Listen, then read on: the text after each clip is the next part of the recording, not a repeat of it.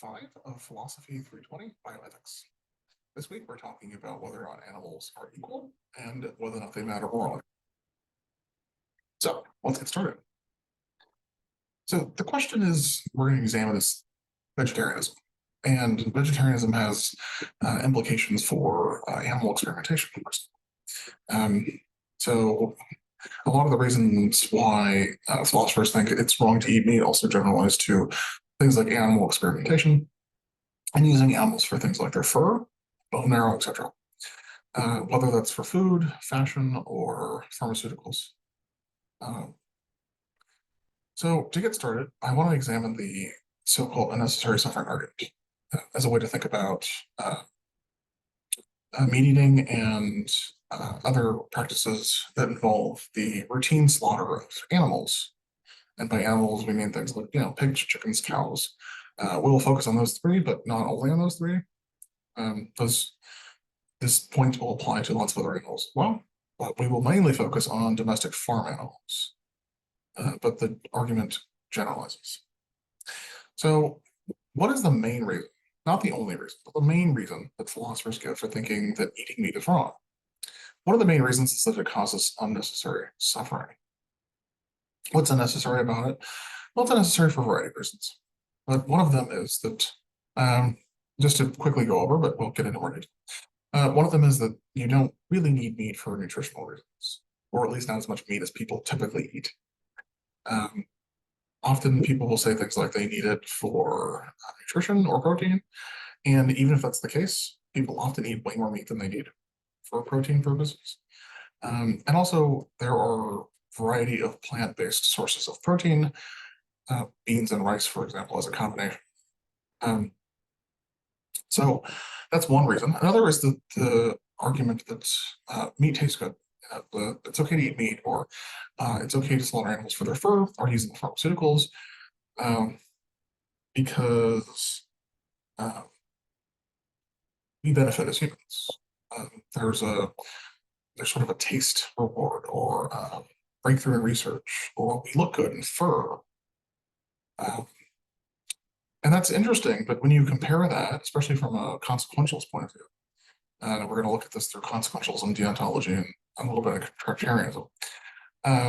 When you look at it from the point of view of consequentialism and how suffering and prosperity line up, or how suffering and well-being line up of the animal versus the person who benefits from killing the animal, it doesn't seem like it's a fair comparison. The reason for that is that if you compare the momentary or sporadic pleasure and enjoyment that humans get out of eating meat or wearing fur, it doesn't really stack up to the pain caused by killing the animal, and also the deprivation of well-being and happiness in the animal that's killed prematurely. So that's broadly the argument. But I want to set the stage, set the table, so to speak, for this argument. So first, consider chickens. This is a picture that you're watching.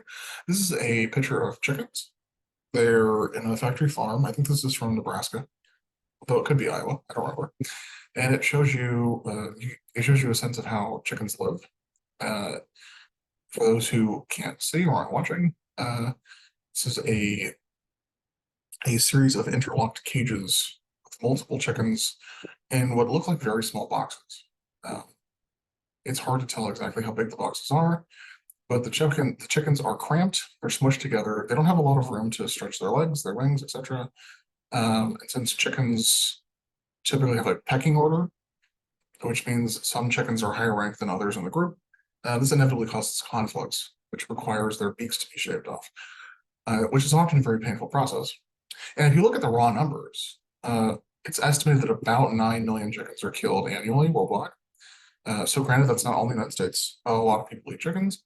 But you can see that 9 billion is a lot. It's a huge number of creatures, all of whom are capable of feeling pain, who are capable of bonding with each other, with their offspring, and even sometimes capable of bonding with other animals, up to and including humans.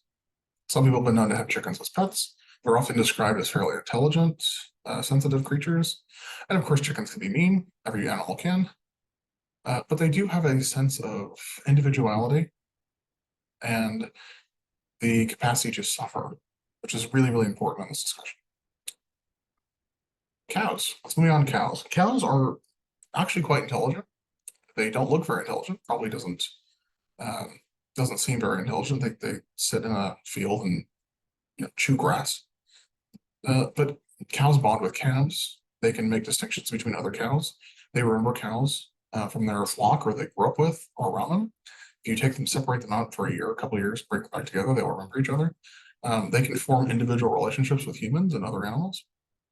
Uh, they seem to grieve when they lose a family member, especially offspring. They seem to have a conception of like what time of day it is. They know when to come in for food, for example, at the end of the day, if they are cows that are grazed. And there are about 300 million of them that are killed worldwide.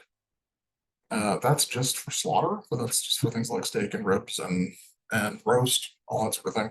That does not include suffering inflicted by the dairy industry, which is a whole other thing.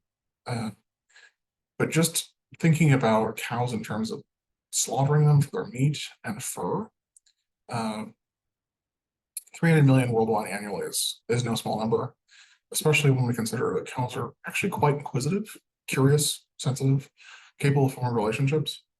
They aren't dumb animals. That is a very broad misconception. It's a very common misconception. And it might be a misconception that results from the fact that people don't want to acknowledge the sort of suffering that goes into their steak dinner. So that's cows. So we've now covered cows and chickens. And then there's pigs. Pigs are smart and sensitive as dogs. You can teach them tricks, rolling over, fetch, shaking. They make good guard animals. They can have different sorts of relationships with different people.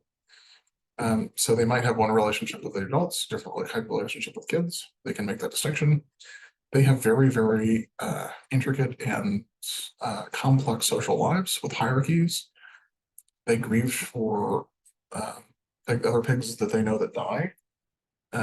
Mothers that lose their babies will mourn and act depressed, probably because they are.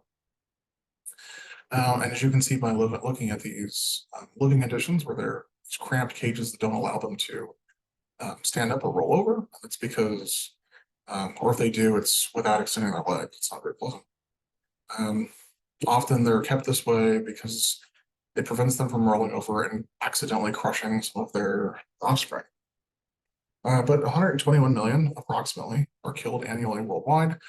And with the rise of countries like India and China, as they become richer and their consumer base gets more and more money, spending money, that number is set to go up. In fact, it's these numbers are from a couple of years ago, so those numbers have inevitably gone up. China, especially, is eating a lot more pork as they've gotten richer. They can afford meat, and the Chinese consumer base has grown considerably. So that number is only set to go up, along with cows and chickens, although less so than pigs. But nevertheless, pigs are smart and sensitive as dogs. And just imagine a bunch of beagles or golden retrievers in this situation. And if your heart breaks then it's not clear what the difference is exactly. So that brings us to the unnecessary suffering argument. You can see the premises are set out on the slides. It's a pretty straightforward argument. So premise one, practices are morally wrong if they cause unnecessary suffering. Now, unnecessary suffering is sort of one of those terms that it's a little bit mushy. It's one of those things that it's hard to exactly define, but you know when you see it. An instance of unnecessary suffering would be suffering that isn't morally offset or morally justified.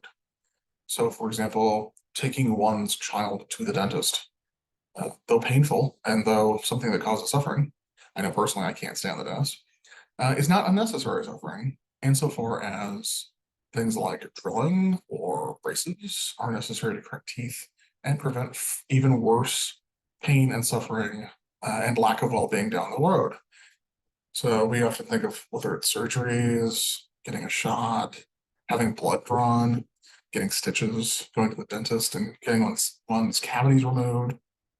These are all things that cause suffering. They're not very pleasant, but they're not unnecessary suffering. Factory farming looks like it causes unnecessary suffering, which is premise two. And that's because not only is not only are there a lot of other food options available when it comes to protein, especially in richer countries. So I'm talking countries that have options and a wide variety of options at the grocery store. One isn't forced, for example, to eat meat because there's nothing else around. It looks like factory farming causes unnecessary suffering. There's lots of other things you can eat. One can eat that are tasty and nutritious.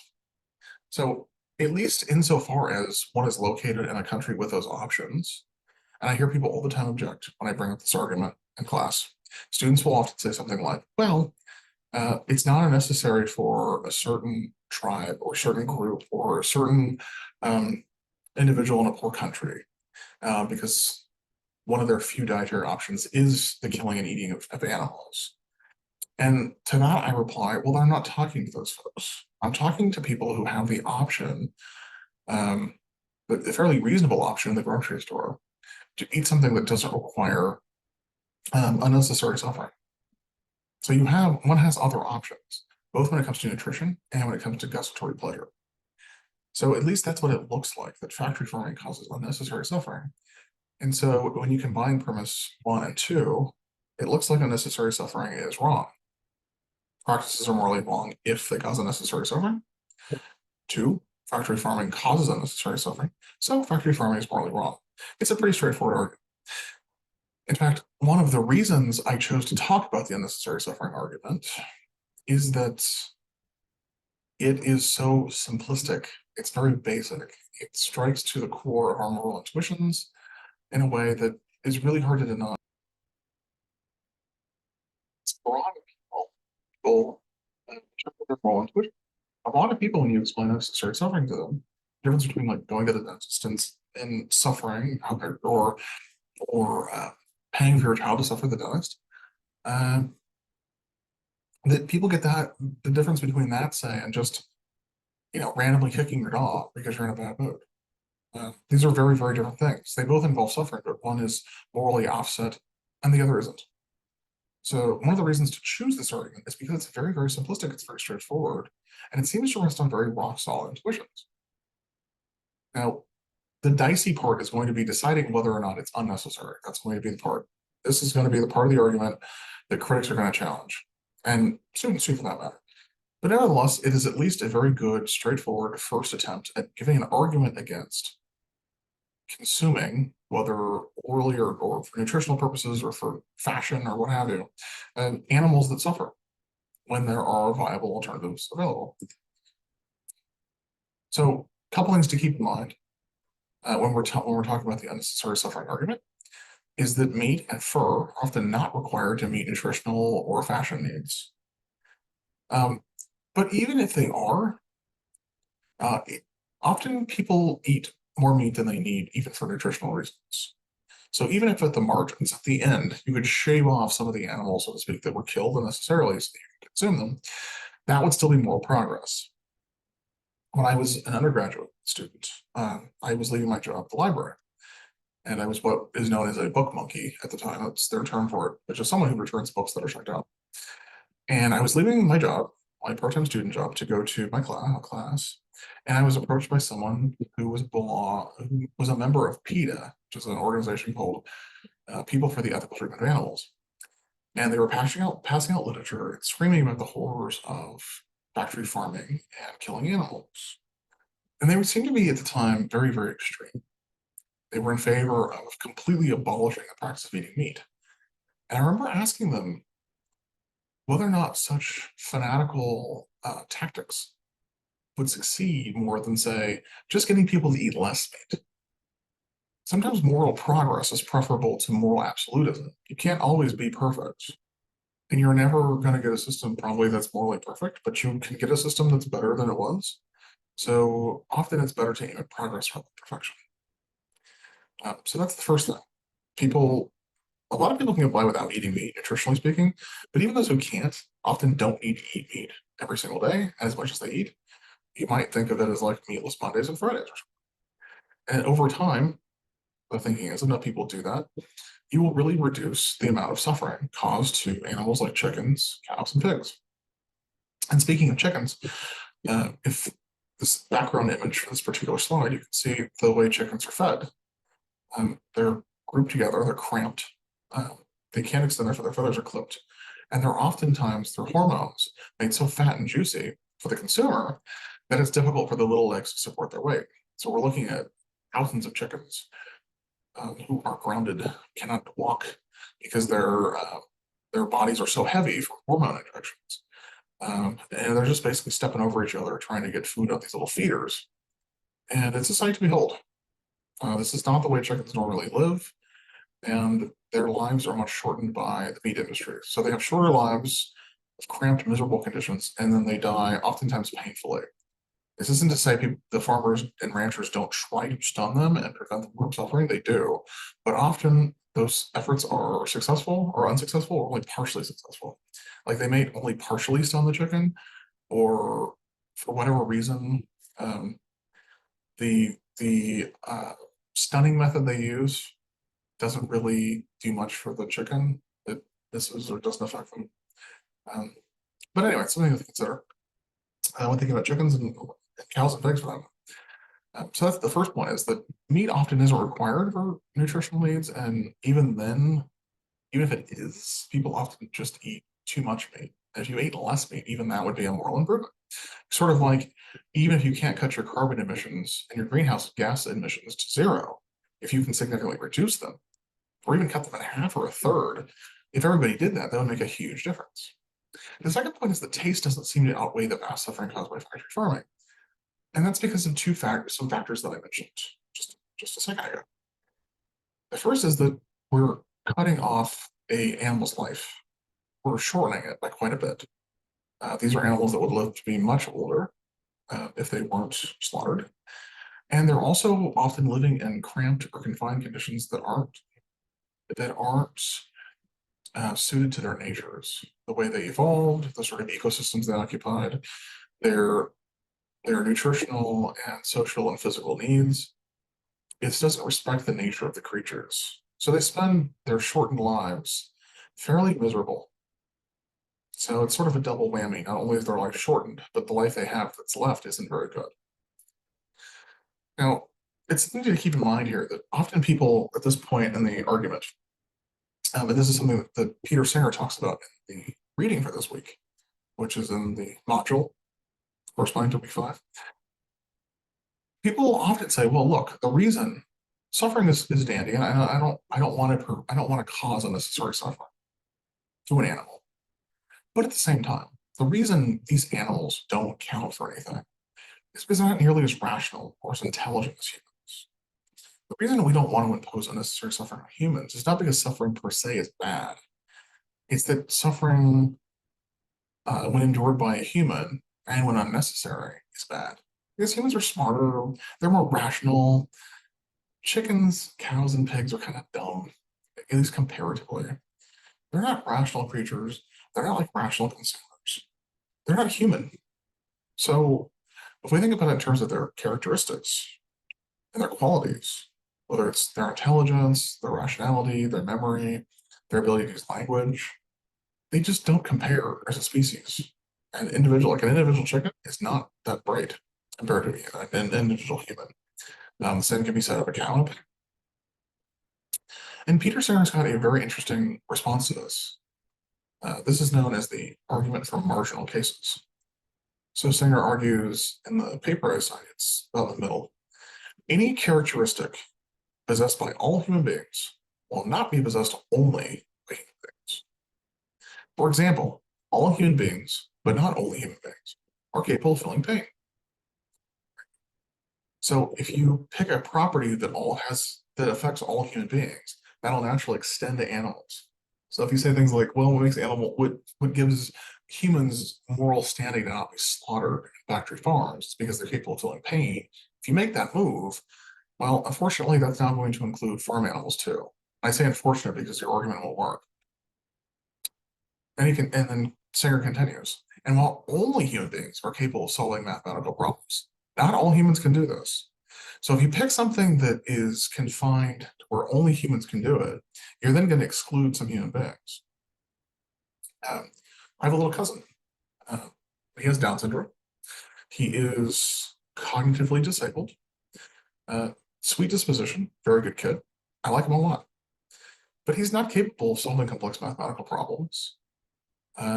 Compared to a lot of other people in my family, he's not very intelligent. He was born with some disabilities. And he is not very rational. Now, I'm not saying he deserves to be eaten or something or doesn't have moral standing. I'm saying exactly the opposite. He does. So, to the extent that you say, well, we can kill and eat chickens, cows, and pigs because they're not very smart, they're not very rational. Well, neither's my little cousin. But it still seems like it would be very, very wrong to kill and eat my little cousin. Now, of course, no one's advocating for this, but I'm making a point about the logic of the argument. That if you say, on the one hand, it's perfectly fine to eat these animals, to use them for fur, to experiment on them in horrific ways, because they're not very bright, they're not very rational. Humans are smarter and more rational.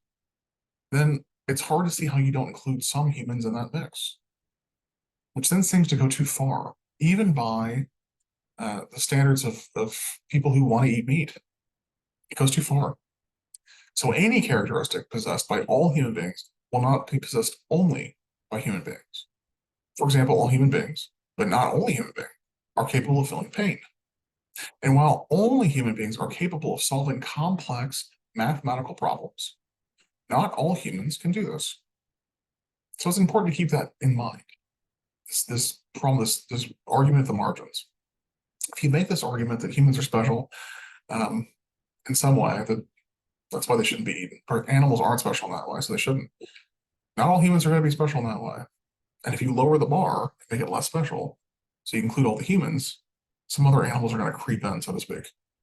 So it's hard to draw the line where you protect, so to speak, all humans and all animals, and exclude all animals that you want to eat. Like that criteria is hard to draw. So this is the basic case for so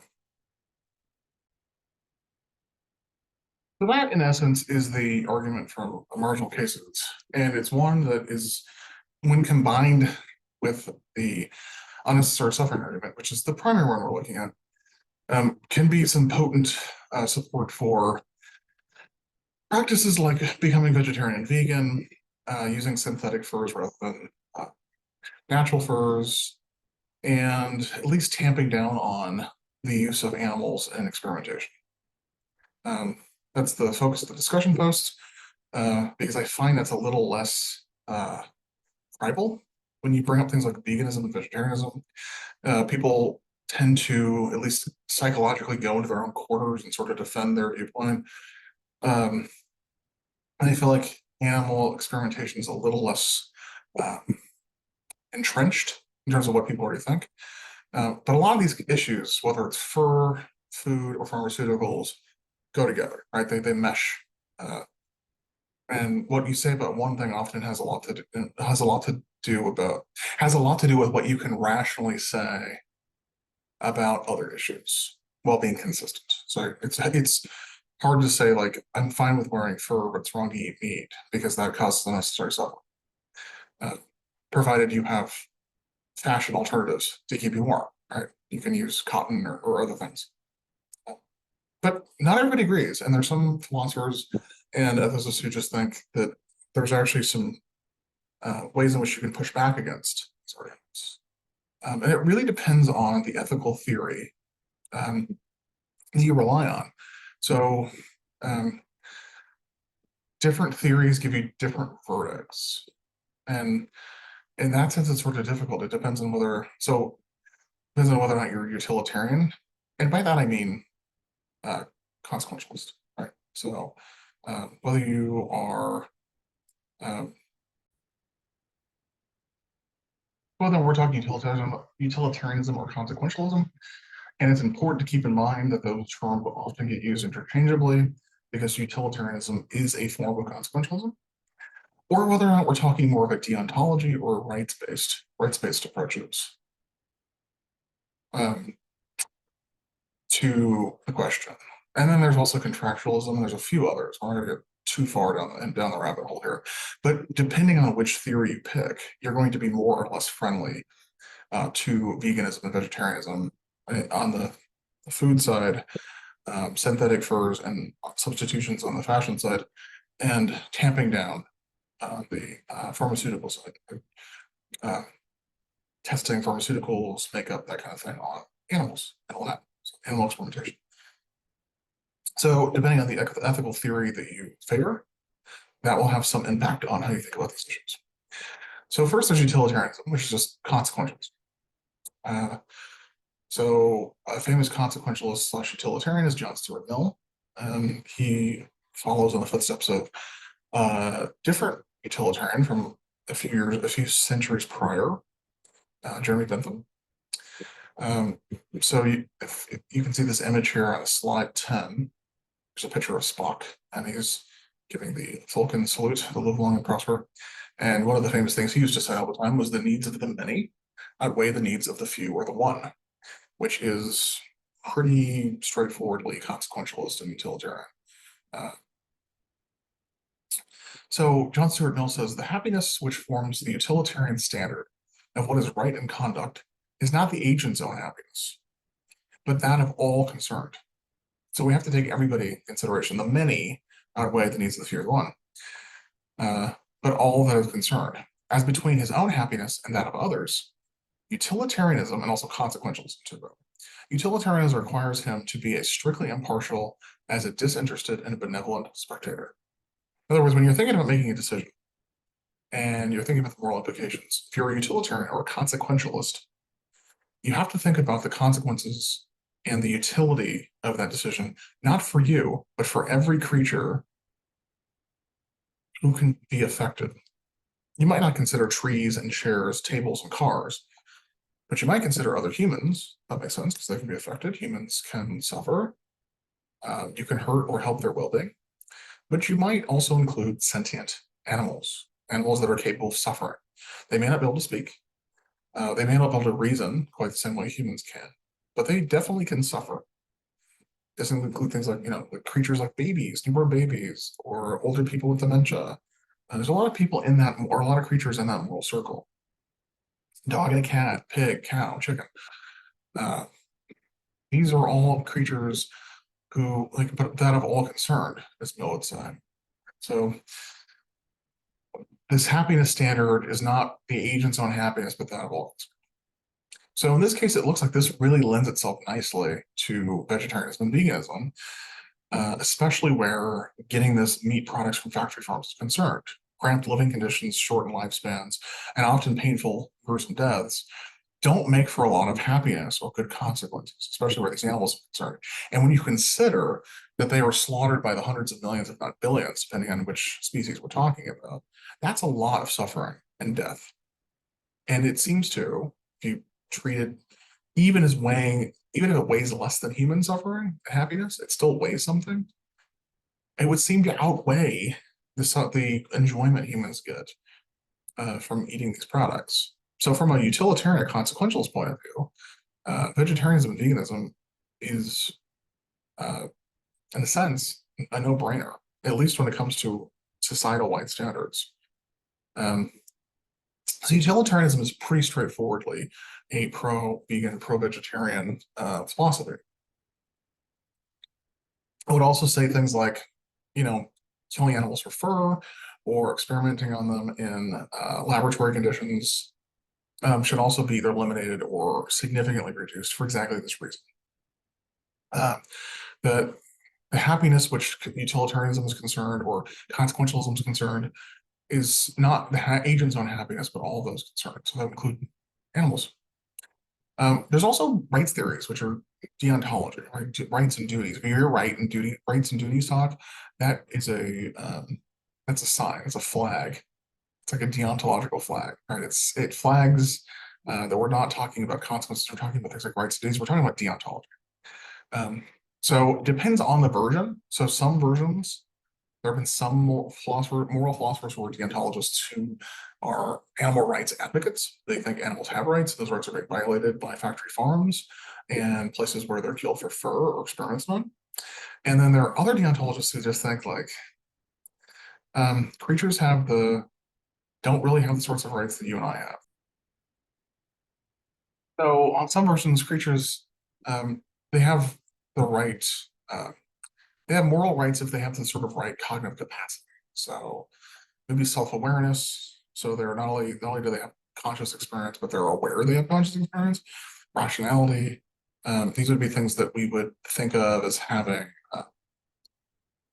as being had by like adults, like healthy adult humans, practice, right? They'd be self-aware, so they're aware of their environment, but they're also aware that they're aware, they're self-aware, or rationality.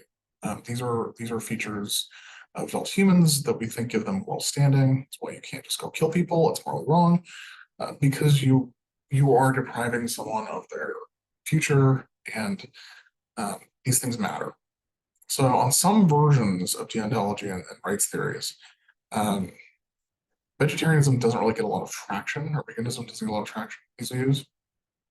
Um, they still have to grapple with the marginal cases argument, uh, but they do have answers for those, and you may or may not be convinced by them. We're not going to get too detailed because this is a pretty short class.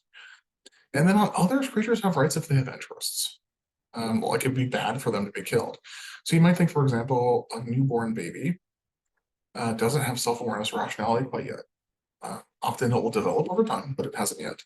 And in that moment, when it lacks self-awareness and rationality, it may still have the right, it may still have rights, depending on which theory or which philosopher you consult. But it may still have rights because it would be bad for the baby, not only for the present baby in that moment, but the future of the baby if it were killed. So creatures have rights if they have interests.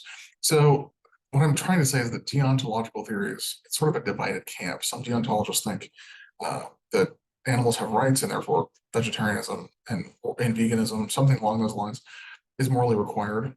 And maybe it's not a perfect thing, like you don't do it every single day, every single time, but it's moral impetus for like significantly cutting down your animal consumption. And others think, no, animals have rights just like newborn babies because they have interests that will be harmed, whether they are self-aware or rational or not. So it really depends on which version you pick. And then finally, um, there's contractuals, which we didn't talk about in the first week, um, but I was in preparing this lesson trying to come up with a moral theory that pretty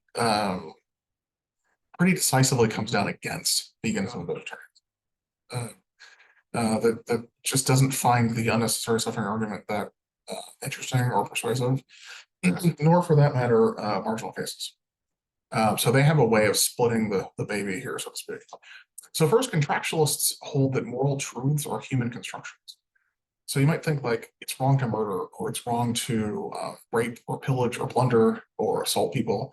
These things are wrong. Racism is wrong. Slavery is wrong. These are all these all practices are morally wrong. The question is what makes them wrong. So some people think, oh, it's just this independent thing. It's a fact about the world, just like the fact that the universe started like 13.7 billion years ago. This is just a fact about the world. Contractualists think that like, no, moral truths are human constructions, sort of like traffic lights or money, right? So if you pull out your wallet, right? Pull out my wallet, and since I'm a poor philosopher, goes around a line here, but take a $5 bill, right? This has money, or excuse me, this has value, not because there's something about it inside of it that makes it valuable, right? There's nothing about it intrinsically that's valuable. I mean, it's paper and ink. What makes this valuable is that I can take this to a store and exchange it for goods and services. Fewer and fewer these days because it's a $5 bill, right? It's not very much, but I can exchange it. I mean, that's true of all currency. All currency is valuable insofar as you can exchange it for goods and services. So there's a sense in which money has value is a fact. The money in my wallet, as a matter of fact, has money. Like that is a truth, but it's a social truth because humans decided it. And just in the same way, that's a social truth, just like traffic lights, it's permissible to go on green, but you shouldn't go on red. That's the convention. Or money has value. Those things are true because they're human constructions, because humans collectively have decided that's a thing, and we act accordingly. So contractuals think moral truths are exactly the same. Don't murder, don't rape, don't pillage, don't plunder, don't be a racist, don't have slaves, don't do all these horrible, horrible things. Not because there's something wrong about them intrinsically or it's a fact about the universe. It's because that's the best way for us to live together harmoniously. So they result from hypothetical rational agreement concerning the basic rules for behavior and covers rational individuals and some non-rational individuals for reasons of stability, like infants and elderly. So what does that mean? Well, contractualists think moral truths are the sorts of truths that humans construct in order to have a society that works. And those society that works can take very different forms, right? You see different cultures and different ways of doing things. So there's lots of different moral truths for different societies. But they're basic rules for behavior that cover rational individuals. So it's the rules that we can all live by peacefully. So whatever those sets of rules are, it has to be something that everybody can live by, who's rational, and they get something out of it.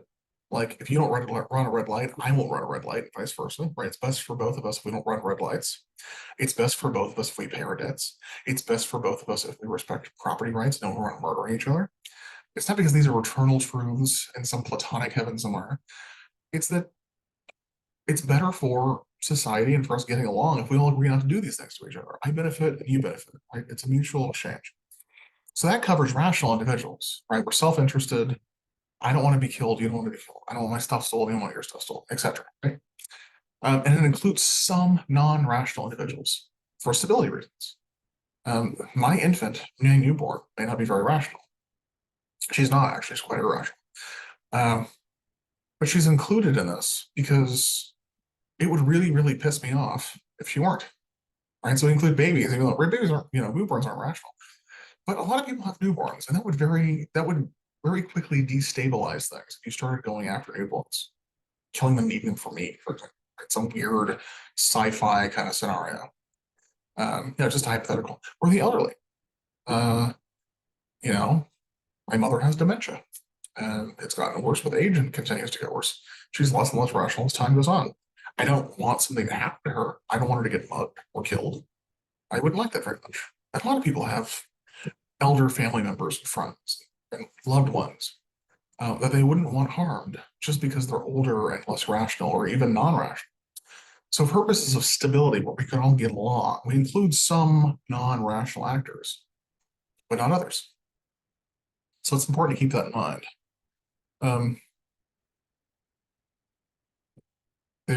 Moral truths are human constructions, and they're designed for rational actors to get along with each other, right? Like you don't murder me and I won't murder you, right? It's like this mutually benefit. You don't run a red light, I won't run a red light. We both benefit.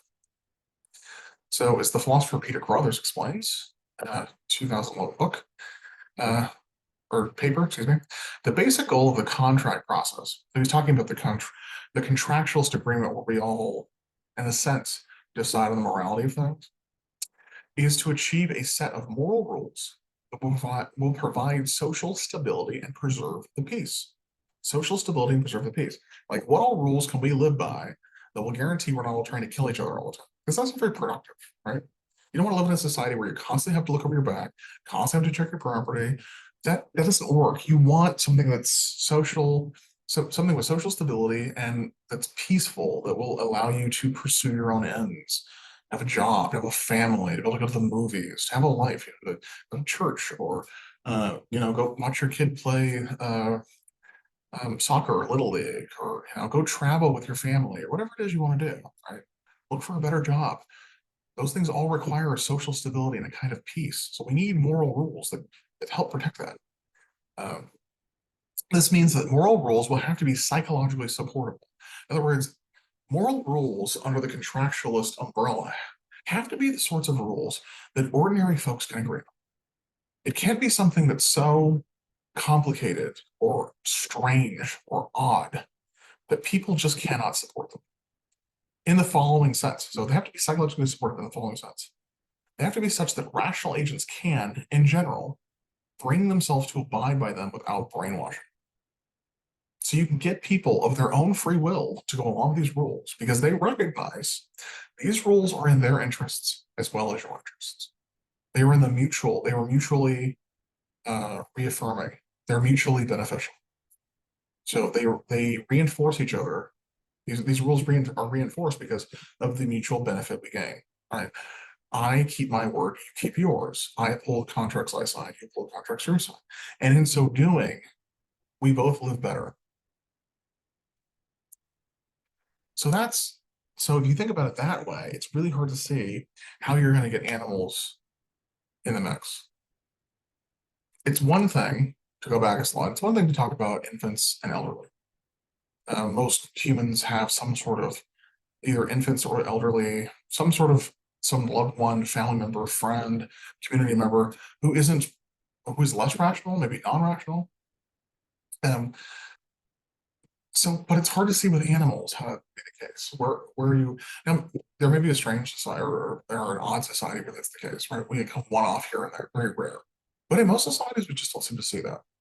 So a prohibition against the killing of animals from a contractualist point of view, where moral truths are about social stability and preserving the peace, doesn't look like it works. Of course, it's possible. It's just not very likely or plausible.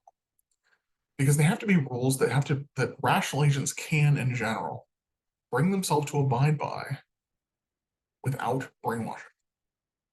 That is a very important part. And if you look at the numbers of people who are vegetarian at one time or no longer, most people, even when they become vegetarians and vegans, don't stick with it very long. Right? They don't abide by it without brainwashing. So this is some evidence. I would say some pretty good evidence that from a constructionist point of view, it's much harder to justify vegetarianism and veganism. Now, there are some philosophers who think you can, but they're very, very rare. Most people who are contractualists are not morally committed to vegetarianism or veganism because they don't think including animals in that moral contract will add anything to social stability or preserve peace. Now, maybe that theory of morality is wrong. Maybe morality, right and wrong, is something basic about the universe. It's sort of built in, just like the age or laws of physics. It's just as real.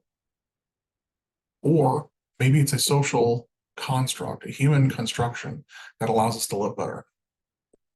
And finally, one last problem. There's one last objection to vegetarianism. This is known as the causal impotence objection. So causal impotence is this idea that something is causally impotent if it doesn't make a difference in the world, it doesn't change anything. And if you look at how big meat markets are, McDonald's, Safeway, Costco, Walmart, all places that sell either like hamburgers, steaks, that kind of things, like restaurants, grocery stores, maybe even farmers markets. A huge number of animals are slaughtered each year, billions, hundreds of millions, depending on the species. So the question is whether or not your individual behavior as an individual consumer, you, me, as individuals, not as groups, makes a difference. Here's a thought experiment. If I walk into a McDonald's and opt to buy a Big Mac versus I don't go to McDonald's ever and I don't buy that one Big Mac, will it make any difference whatsoever as to whether or not that cow that the Big Mac came from is slaughtered? No. In fact, a lot of times the meat in your Big Mac or burger or steak or whatever it is, hamburger that you get at the store, ground beef. So you're just using ground beef as an example or hamburger. A lot of times that comes from hundreds of cows, thousands of cows. So this is a quote from an article from 2011, arguing that whatever you do as an individual, it doesn't really matter that much with regard to meat eating, because whether you buy that burger or not, McDonald's is still going to buy the same number of meat. It's not that sensitive. A burger here, a burger there, a steak here, a steak there, a set of some pork chops here, pork chops there. It doesn't make a big difference. A chicken at Costco, rotisserie chicken or not, quote, your behavior could make a difference, but it will not do so unless 9,999 others are on board as well. And they're talking about being a vegetarian and eating less meat. And the number 9,999 is just sort of a number out of the air. Their point is it has to be a really large number of people that all collectively stop eating meat before the market will respond and fewer animals will be killed. So if I have no reason to believe that a sufficient number of people will turn vegetarian, either before or after my conversion to vegetarianism, and that therefore my vegetarianism would be all for naught. In other words, I switch to not eating meat. I deprive myself of burgers or steaks or ribs or pork chops, whatever it is, right? I just cut meat out of my diet. If that doesn't have any effect on how many animals are killed, I haven't really lessened the suffering in the world, right? So, I mean, there's still the same amount of unnecessary suffering. My actions as an individual don't seem to matter that much. So if I have no reason to believe that a sufficient number of people will turn vegetarian, either before or after my conversion to vegetarianism, and that therefore my vegetarianism would be all for naught, then there is no reason for me to refrain from eating meat. Now, when they say no reason here, what they mean is there's no reason on the basis of reducing unnecessary suffering. And if you recall, that was the original reason or the original argument that sort of got us into this mix. We started with the unnecessary suffering argument, right? It got us into this line of thinking. But if my vegetarianism as an individual just doesn't do anything, it doesn't prevent any unnecessary suffering, then unnecessary suffering and its reduction as an impetus for becoming vegetarian or vegan looks like it evaporates, at least where me as an individual is concerned. It'd be one thing if I'm joining a huge group of people and we're all going to do it together and sort of coordinate our actions. But that's a coordination problem. It's hard to coordinate that many people and get them all on board without some sort of norms or institutions or some sort of a social movement. It's hard to do that as an individual to get a bunch of people to go along. So, which Champagne and Merrill are saying is that, hey, unnecessary suffering may be a thing. It may be something you should care about. It's not clear that you're doing anything to prevent it or downplay it, reduce it by not eating meat as an individual. But that's for you to decide. I'm curious what you think. So talk about that in discussion posts, whether it's eating meat, whether it's fur, whether it's animal experimentation. A lot of these objections that sort of apply. The objections and arguments sort of cluster. But do your actions matter that much? Or do you have any reasons to eat less meat? Maybe not support companies that use animals in experimentation to wear synthetic fur or fur substitutes? Or do your actions as a consumer, as a lowly, small individual consumer, make basically no difference?